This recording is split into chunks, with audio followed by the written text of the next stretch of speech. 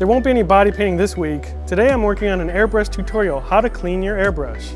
It's very important to know your airbrush inside out, how it feels when it's working and how it feels when it's not. So today I'm going to show you what to expect when your airbrush is clogged.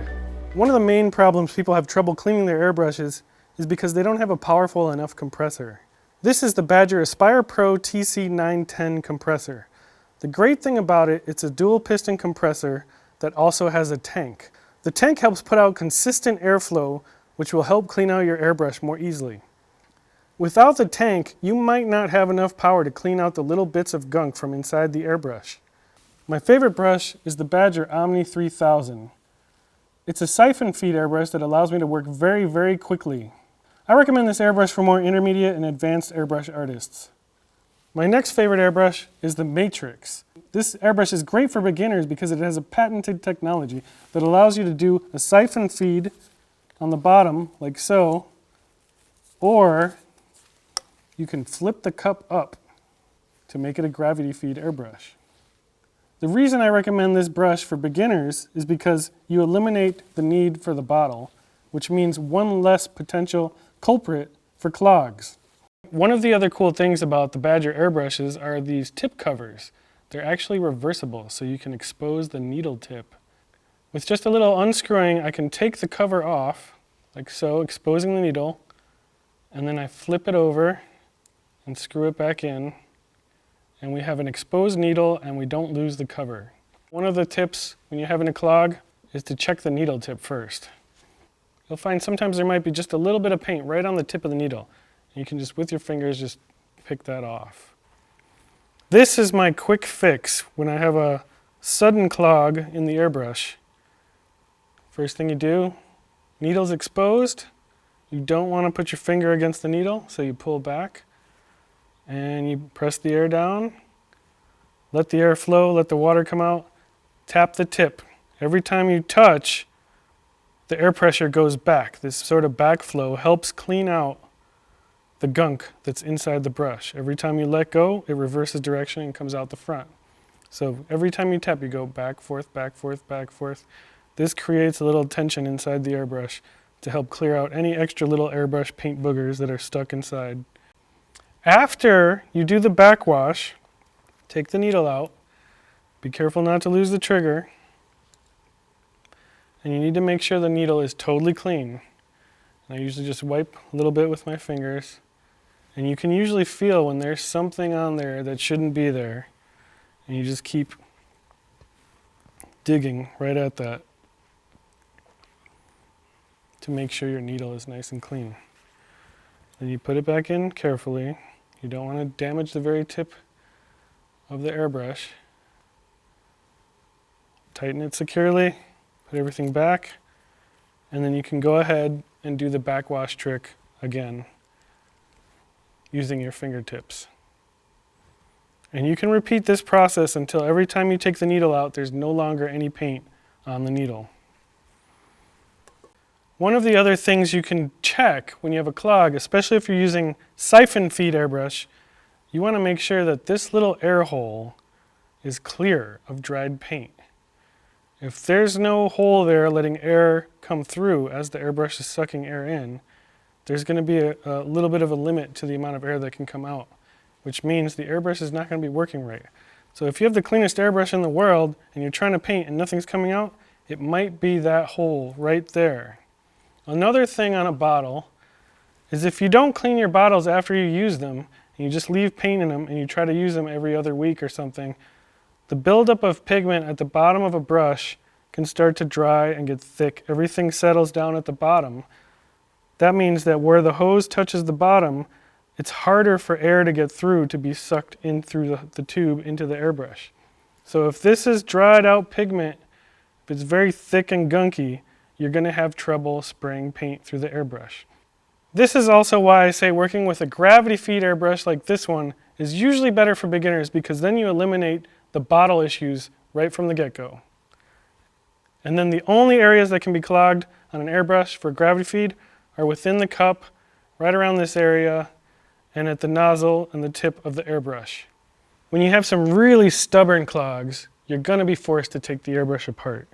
In order to do that, you remove the back, like so. Unscrew the needle nut, just a little bit. Pull the needle out. At this point, the trigger can now fall out.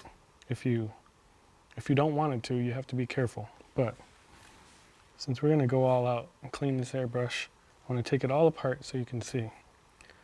You'll probably want to take the trigger nut all the way off and then start screwing the spring. There goes the trigger. It just fell out on its own because the needle is no longer supporting it. And just unscrew the spring.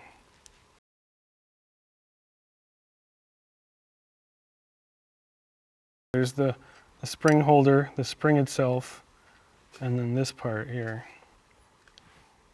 This little piece right here on some airbrushes sometimes is separate, and I'll show you how to treat that if you need to put it back in. But when it's a one piece like this, you don't even have to worry about that sort of thing. So the whole back end of the airbrush is now out, and we're going to take out the front. At the front, we're just going to unscrew this part right here.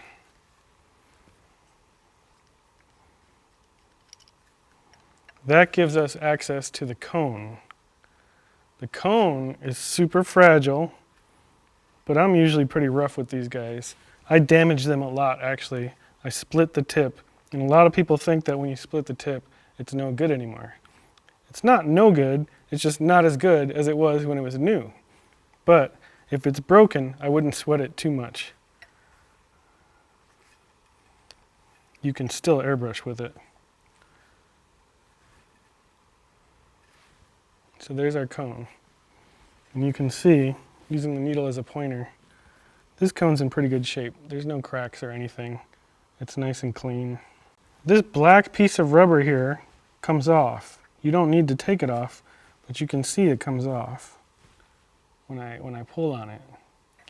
This is an O-ring, and if the O-ring is really old and damaged, if you dip your airbrush in alcohol overnight, that can weaken the O-ring, the rubber.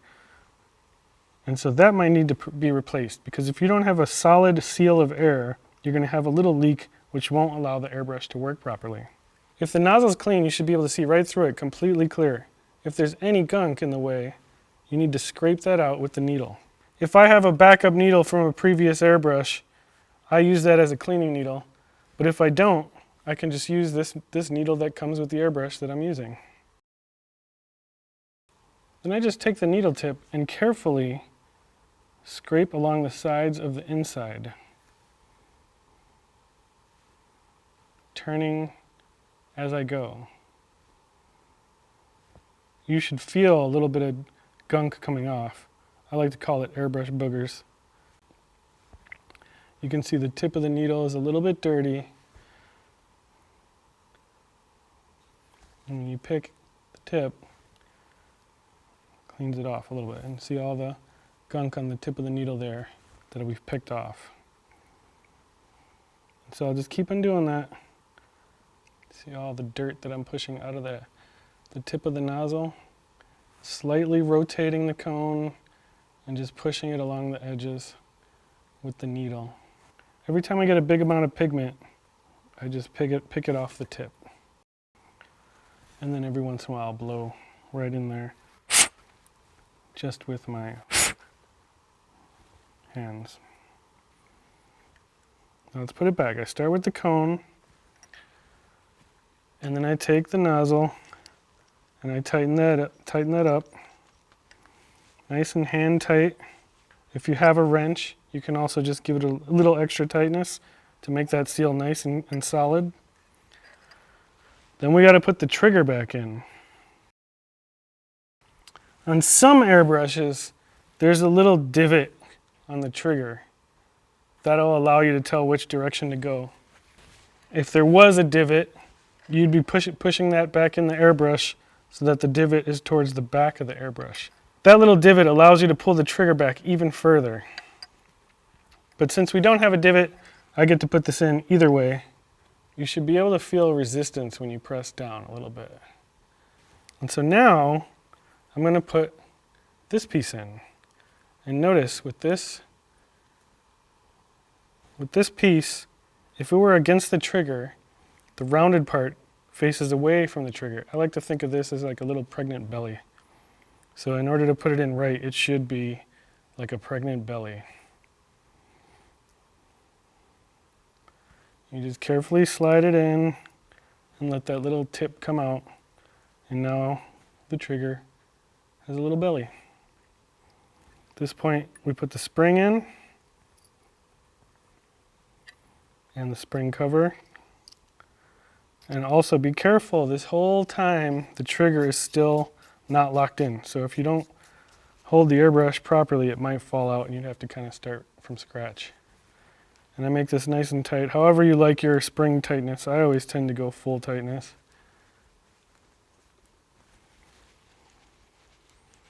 I just screw it all the way in. And we take the needle, and this is where it could get caught on the trigger if you didn't push it in correctly. So make sure it's pushed in correctly. And then we're gonna push it all the way in until we see the tip of the needle come out the front. So pull it out, push it all the way in until the tip of the needle comes all the way to the front. And then we screw in the nut and put the cover back on to protect the needle.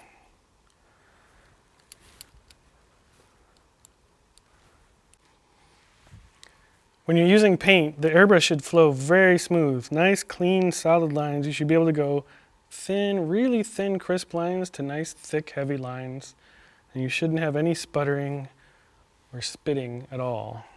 If any of that happens, there's something wrong with the airbrush. And it's usually in the very tip of the brush. You can get a discount on all the products I use, the airbrushes, the compressors, the makeup, anything, at the link in my description at my website, bodypainter.com/promo codes. Hopefully this airbrush tutorial helped you resolve some of your clogging problems with your airbrush. If you have any other airbrush questions, please leave them in the comments below. If you still have issues with your airbrush, contact the brand of your airbrush and they'll repair it for a nominal fee.